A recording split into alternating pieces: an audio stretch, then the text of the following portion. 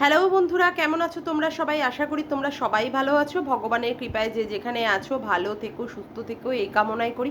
মামুনের মনের কথা চ্যানেলে তোমাদের সবাইকে সুস্বাগতম। আমিও খুব ভালো আছি। আবার আরেকটি নতুন কন্ট্রোভার্সিয়াল ভিডিও নিয়ে তোমাদের সামনে চলে এসেছি। হ্যাঁ, আজকে একটা কথা বলার বিষয় কি, হ্যাঁ আমি আজকে চুল টুল কেটেছি। মনটা সত্যিই খুব ফুরফুরে আছে এবং সেই জন্য ভিডিওটাও একটু দেরি হচ্ছে দিতে। যাক গিয়ে, এর জন্য তোমরা মার্জনা করো।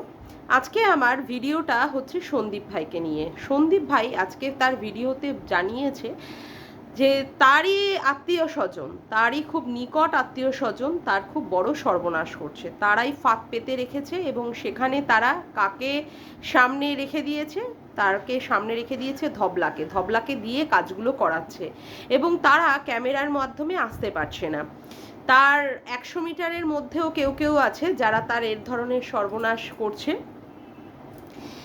এবং বাচ্চাটাকে নিয়ে তারা মানে এ ধরনের গেমটা খেলছে। এরকম মানে খুবই মানে বিচ্ছিরি, মানে কি বলবো, মানে খুবই খারাপ একটা গেম খেলছে এবং সন্দীপ ভাই সেটা আমাদের পরিষ্কারভাবে জানিয়ে দিয়েছে। কালকে আমরা ধবলার মানে ছোট একটা ভিডিও দেখেছিলাম রাতের বেলায় এবং সেই ভিডিওতে আমরা জানতে পেরেছিলাম ধবলাকে তার নিজের লোকেরা, অর্থাৎ শ্বশুরবাড়ির সাইডের লোকেরাই তারা প্রচণ্ড পরিমাণে হেল্প করছে, যার জন্য সে প্রচণ্ড পরিমাণে খুশি। যাই হোক, এখন ব্যাপারটা হচ্ছে বাচ্চাটা কার কাছে থাকবে? বাচ্চাটা মায়ের কাছে থাকবে না বাবার কাছে থাকবে? এখন বাচ্চার কাস্টাডির কথা বলতে গেলে বাচ্চার কাস্টাডি অবশ্যই তার মায়ের কাছেই থাকা উচিত, কারণ একটা ছোট বাচ্চা, সেই বাচ্চাকে টেক কেয়ার বাবার থেকে একমাত্র ভালোভাবে মাই করতে পারে, এটা আমরা সবাই জানি। এবং সেই ক্ষেত্রে মানে মহামান্য বিচারপতিও সেই দিকেই রায় দেন যাতে করে বাচ্চাটাকে দেখাশুনোর ভার থাকে তার মায়ের। কিন্তু এবার ব্যাপার হচ্ছে বাচ্চাকে এতদিন তার মা ফেলেছিলই বাকি করে। অবশ্য মা বলেছে ক্যামেরার পিছন থেকে যে ওই 20-22 মিনিটের যে ভিডিওটা হয় সেই ভিডিওটাই তো আর পুরো কথা নয়, ক্যামেরার বাইরেও তার একটা লাইফ আছে। হ্যাঁ, অবশ্যই আছে, কিন্তু সবাইকে এত করে বলতে হয়েছেই বা কেন? বাচ্চাটাকে তার কাছে নিয়ে যাওয়ার ক্ষেত্রে, বাচ্চাটাকে টেক কেয়ার করার ক্ষেত্রে, বাচ্চাটাকে তার নিজের কাছে নিয়ে আসার ক্ষেত্রে কেন এত বারংবার তাকে বলতে হয়েছে? শুধু মানে কি বলবো, ক্রিয়েটার তার মানে অ্যান্টি ক্রিয়েটার হোক বা তার হোকে সপক্ষে বলা ক্রিয়েটার, শুধু তারাই একমাত্র বলেনি, ভিউয়ার্সরা তাকে বারংবার তার প্রত্যেকটা ভিডিওতে তাকে বারংবার তাকে বলেছে যে বাচ্চাটাকে নিয়ে আসার ক্ষেত্রে, মানে বাচ্চাটাকে সে যেন নিয়ে আসে। 7-8 মাস ধরেও তার বাচ্চাটাকে নিয়ে আসার কথা কোনো রকমই তার মনে হয়নি। এখন সে কি করছে? বাচ্চাটাকে নিয়ে আসার জন্য সে প্রচণ্ড পরিমাণে স্ট্রংলি একটা মানে স্টেপ নিতে চলছে। তা কথা হচ্ছে বাচ্চাটাকে নিতে যদি পারে এবং ভালোভাবে যদি মানুষ করতে পারে তাতে করে কোনো আপত্তি নেই, কিন্তু এখানে সবচেয়ে বড় প্রশ্ন হচ্ছে আদৌ কি বাচ্চাটাকে সে ঠিকমতো মানুষ করতে পারবে? বাতখুল্লায় যখন ছিল বাচ্চাটি এবং তার মাও যখন ছিল, কি দেখা গেছিল একদিন জানলার বাইরে, মানে জানলার মধ্যে বলছিল যে ও 11টা 11:30 থেকে ওকে খাইয়ে দেওয়া হয়েছে, স্নান করিয়ে দিয়েছে, ঘুম পাড়ানোর চেষ্টা করা হচ্ছে, 1টা বাজে তখনও সে ঘুমায়নি। কি করলো? দরজাটাকে বন্ধ করে দিয়ে চলে গেল ধবলা রানী তার নিজের কাজ করতে এবং বলল এখানেই তুই থাক। এখন যে শ্বশুর বাড়িতে এ ধরনের কাজ করছে সে বাপের বাড়িতে বাচ্চাটাকে নিয়ে দরজা বন্ধ করে মেরে ফেলে দেবে না, তারই বা কি গ্যারান্টি আছে? কারণ ধবলা রানীর পুরোটাই তো পড়ে রয়েছে, পুরো জগৎটাই তো পড়ে রয়েছে তার ল্যাটাকে নিয়ে, কারণ ল্যাটাই সমস্ত কিছু হ্যান্ডেল করে। এবং আমরা ঘোড়ামুখীর ভিডিওতে যেখানে ল্যাটার কথাতেই বুঝতে পেরেছি যে ল্যাটাই হচ্ছে মানে ধবলামুখীর সমস্ত কিছু কন্ট্রোলের হাতের মধ্যে, এবং সেখানে ধবলাকে নিয়ে আমাদের ঘোড়ামুখীকে বলতে হয়েছিল যে তুই ওই হাতটা ছেড়ে দে, কারণ ওই হাতটা হচ্ছে একটা গাটার, ওই হাতটা যদি তুই নিয়ে থাকিস তাহলে সারা জীবন তুই কোনো সময় শান্তি পাবি না, তুই তার থেকে বাচ্চাকে নিয়ে থাক। এখন যাকে আমরা বিভিন্ন ভিডিওতে, মানে ওই আরসের ভিডিওতে যাকে আমরা বারংবার দেখেছি যে সে ওই মানে ল্যাটার সাথে আজকে তীর্থ ভ্রমণ হোক বা তাদের মধুচন্দ্রিমা করা হোক বা তার বাইকের পিছনে করে ভ্যালেন্টাইন্স ডে পালন করা হোক বা তার মানে ল্যাটার বাড়িতে দোকানে বসে দোকানদারি করা হোক বা ল্যাটার বাড়িতে বসে ঘনা ঘোড়া রসে বসে সেখানে তার গলার ভয়েসটা রিভিল হোক, সমস্ত কিছুই জানতে পেরেছি। এখন এ মতো অবস্থায় যে মা এইভাবে পরকীয়া করে, যে মা বাপের বাড়িতে থাকার নাম করে অন্য লোকের বাড়িতে গিয়ে, অর্থাৎ এখন যে বয়ফ্রেন্ড আছে সেই বয়ফ্রেন্ডের হাত ধরে তার বাড়িতে থাকে এবং সপ্তাহে 7 দিনের মধ্যে সে 2 দিন খুব সুন্দরভাবে মিস করে যায়, যে 2 দিন সে ভিডিও দেয় না। এই ক্ষেত্রে তা ভালোই বোঝা যাচ্ছে যে সে ঘনায় ঘোড়া রসে থাকে বলে সে 2 দিন ভিডিও দিতে পারে না। পুরনো ভিডিওগুলোকে তাকে ছাড়তে হয় এবং তাকে বলতে হয়েছে যে এটা হচ্ছে তার নেট সমস্যা। নেট সমস্যার জন্য 2 দিন পুরোপুরি স্কিপ করে যায়, অথচ তার পরপর কি করে কি আর রোজই তাকে সে ভিডিও দিতে সক্ষম হয়। শুধু ওই 2 দিনের ক্ষেত্রে তার নেট সমস্যা হয়ে দাঁড়ায়, অথচ ছোট ছোট যদি শর্ট ভিডিও চায় সেক্ষেত্রে তার নেট সমস্যা হয় না। এখন এই মা, সত্যি কথা বলতে, যে মা নিজেই আমরা দেখি পাশের বাড়ির কাকিমার বাড়িতে খেয়ে বেড়ায় বা এখানে ওখানে ঘুরে বেড়াচ্ছে, নেচে কুদে বেড়াচ্ছে, খাওয়ার সময় মানে ওই আসছে খাচ্ছে, তার মা তার বৌদি তার ঠাকুমা রান্না বান্না করে দিচ্ছে, সে খেয়ে বেড়াচ্ছে, এই মা কি সত্যি একটা বাচ্চার টেক কেয়ার করতে পারবে? জানি না, প্রচণ্ড বড় একটা প্রশ্নবিদ্ধ চিহ্ন। সমাজসেবক দাদা হিউম্যান রাইটসের কাজ করেন যিনি, তিনি কি করেছিলেন, এই ধবলামুখীর কেসটা নিলেন, কিন্তু ধবলামুখী থেকে পরবর্তীকালে তার মনে হয়েছে যে তার মান সম্মানটা থাকতে থাকতে সেখান থেকে সরা আসা উচিত। মনে হয় ধবলামুখীর সম্পর্কে উনি ইন ডিটেলসে সব কিছুই জানতে পেরেছিলেন এবং সেখান থেকে উনি কি করলেন, সরে গেলেন। তখন ধবলামুখী কি করলো, ভিডিওর মাধ্যমে জানিয়ে দিল যে তার অনেক শুভানুধ্যায়ী লোকেরা আছে যারা তাকে সাপোর্ট করছে এবং সেক্ষেত্রে বলা আছে যে অনেক দূর দূর লোকেরা। আজকে আমরা সন্দীপ ভাইয়ের ভিডিও থেকে জানতে পারলাম সন্দীপ ভাইয়ের নিজের আত্মীয় স্বজনরাই তাকে মানে তার পেছনে এই সর্বনাশটা, সন্দীপ ভাইয়ের সর্বনাশটা চাইছে, অর্থাৎ বাচ্চাটাকে সরিয়ে নিয়ে গিয়ে সেখানে ধবলার কাছে থাকার কথা।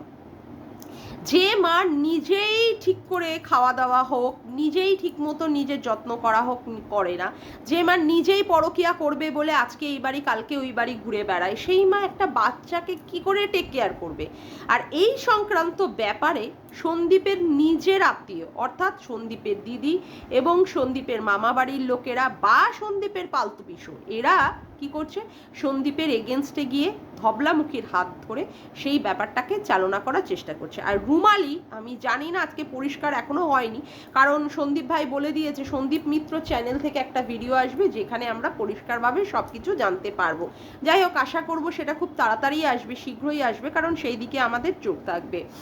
এখন কথা হচ্ছে, রুমালি রিভেঞ্জ নিতে গিয়ে, যেহেতু রুমালির মা রুমালিকে তার দিদিমার কাছে রেখে দিয়েছিল, 3 মাস বয়সে দিদিমার মানে কাছে রেখে দিয়েছিল, অর্থাৎ মায়ের স্নেহ থেকে সে বঞ্চিত হয়েছে, কিন্তু দিদিমার স্নেহ পেয়েছে, তাতেও সে সন্তুষ্ট নয়। যাই হোক, এবার ব্যাপারটা হচ্ছে তার জন্য রিভেঞ্জ নেওয়ার জন্য যে কৃষাণুকে ওই বাড়ি থেকে সরিয়ে দিয়ে আজকে ধবলামুখীর কাছে দিতে চাইছে, মানে প্রতিহিংসা পরায়ণ হয়ে যদি এ ধরনের কিছু করে থাকে, মানে পিছন দিয়ে যদি কলকাঠি নেড়ে থাকে, তো আমি বলবো এটা প্রচণ্ড পরিমাণে রুমালি অন্যায় করছে। আসলে রুমালির ব্যাপারটা হচ্ছে, রুমালির মাকে আর রুমালির বাবা ভাই সবাইকেই রুমালি টাইট দেওয়ার চেষ্টা করছে। যেহেতু রুমালি তার মানে নিজের পরিবারে নিজের সংসারে সেখানে এসে মানে থাকেনি, এরকম তো অনেক পরিবারই দেখা যায় যেখানে অনেক ছেলে মেয়েরা হয়, সেখানে হয়তো মা বাবা তাকে মানুষ না করতে পেরে অনেক সময় মামা বাড়িতে রেখে মানুষ করে। সেক্ষেত্রে তো আমি বলবো রুমালির এটা নিজেকে ধন্য মনে করা উচিত যে মা বাবা তাকে জন্ম দিয়ে একটা পৃথিবীর সুন্দর আলো দেখিয়েছে এবং রুমালিকে অন্য কোনো অবাঞ্ছিত জায়গায় রেখে দেয়নি, রুমালিকে তার মামা বাড়িতে রেখে দিয়ে মানুষ করেছে। কিন্তু রুমালি আজকে যদি এই প্রতিহিংসা পরায়ণ হয়ে যদি কিনা আজকে সন্দীপের এত বড় ক্ষতি চায়, তাহলে বলবো নিজের আত্মীয় স্বজনরা থাকার থেকে না থাকাই ভালো। আর আসবো সন্দীপের মামা বাড়ি যদি সন্দীপের এই সর্বনাশটা চায়, তাহলে সত্যি কিছু বলার নেই। আর পালতু পিসো তো প্রথম থেকেই সন্দীপের সর্বনাশ করে রেখে দিয়েছিল। কারণ এই ধরনের একটা পরিবার, এই ধরনের একটা নাইটি পরিবার, যেখানে তাদের কোনো শিক্ষা নেই, কোনো কালচার নেই, কোনো রকমের কোনো সভ্যতা নেই, সেই ধরনের একটা পরিবারের মেয়েকে উনি কি করেছেন, সন্দীপের ঘাড়ে ঝুলিয়ে দিয়েছেন। এই ধরনের মেয়েকে বাড়িতে নিয়ে যাওয়ার আগে মানুষের 100 না 500 বার ভাবা উচিত, 500 বার, যে এই ধরনের মেয়ে সত্যিই কি শ্বশুর বাড়িতে মানানসই হবে। জানি না।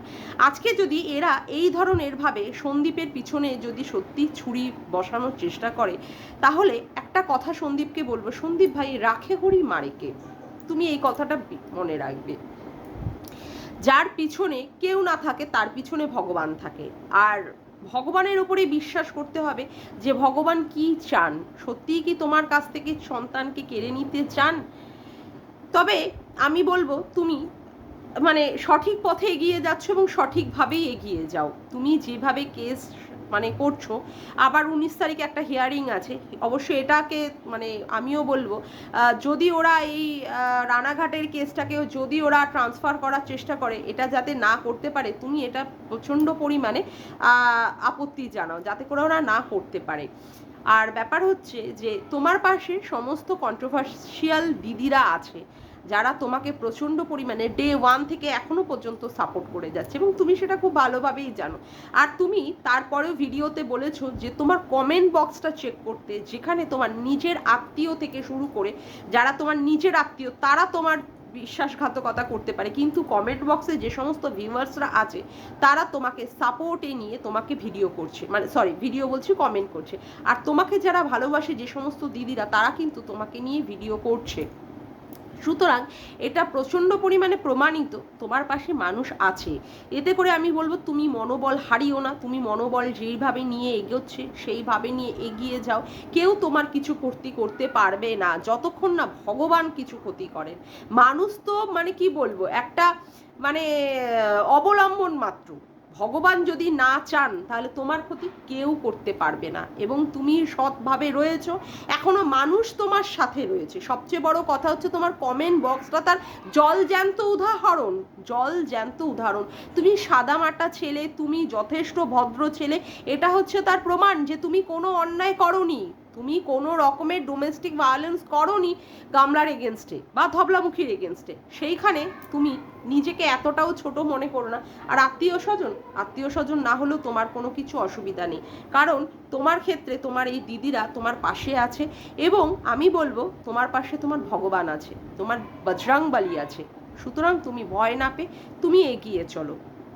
সৎ মানুষ, হয়তো সতের ঘরে হয়তো মানে আলো আসতে দেরি হয়, কিন্তু আসে, অনেকটাই দেরি করে কিন্তু আসে সেই আলোটার দিকে তুমি তাকিয়ে থাকো ভাই, এবং তোমার জয় হবেই হবে। কৃষাণুকে তোমার কাছ থেকে কেউ কেড়ে নিয়ে যেতে পারবে না, কেউ না। তুমি এই মনোবল নিয়ে এগিয়ে যাও। কেউ তোমার ক্ষতি চাইলো আর ক্ষতি করলো, এই ধরনের কেউ তোমার কিচ্ছু করতে পারবে না। আমি বলবো তুমি যেভাবে চলছো সেইভাবেই তুমি চলো। যাই হোক, আজকের ভিডিওটা আমি এখানেই শেষ করলাম। আমার ভিডিওটা যদি তোমাদের ভালো লেগে থাকে তবে অবশ্যই একটি লাইক করো, কমেন্ট করো, শেয়ার করো, আর চ্যানেলটিকে বেশি করে সাবস্ক্রাইব করে রেখো, আর অল নোটিফিকেশান বেলটিকে অন করে রেখো এরকম নতুন ভিডিও পাওয়ার জন্য। তবে আজকের মতো আসি বন্ধুরা, আবার দেখা হচ্ছে একটি নতুন ভিডিওর সাথে। Bye, tata.